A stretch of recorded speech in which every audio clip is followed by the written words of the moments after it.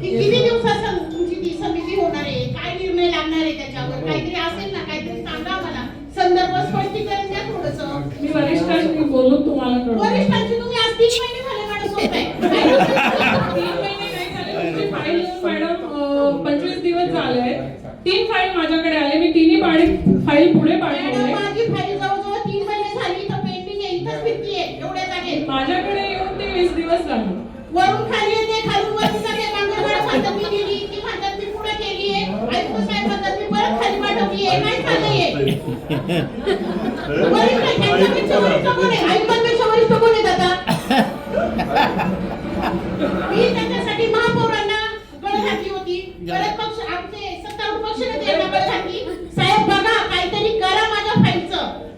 सामान्य मुलं शिकतात तिथं मॅडम, तुम्ही थोडंसं आता मला बोलता नाही जास्त तुम्हाला, तुम्ही अधिकारी वर्ग पडतो त्याच्यामुळे मला तुम्हाला जास्त बोलता येत नाहीये या ठिकाणी. पण मला काय म्हणायचंय, तुम्ही थोडंसं आता मी जर बोलले ना मॅडम एक शब्द असा बोलेल ना की सगळं सभागृह शांत होईल इथे. मग किती वेळ शांत बसायचं मॅडम? मला त्याचं काहीतरी स्पष्टीकरण द्या आणि किती दिवसात काम होईल त्याचं मला स्पष्टीकरण द्या. 15 दिवसात होईल सर मॅडम तुमचं. 15 दिवसात तुमची फाईल क्लिअर होईल. आज जर 3 महिने झाली नाही तर 15 दिवसात तुम्ही निकाल लावणार.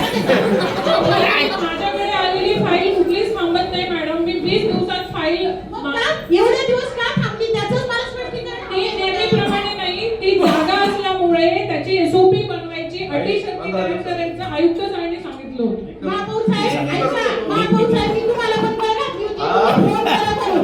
तुम्ही केला का फोन?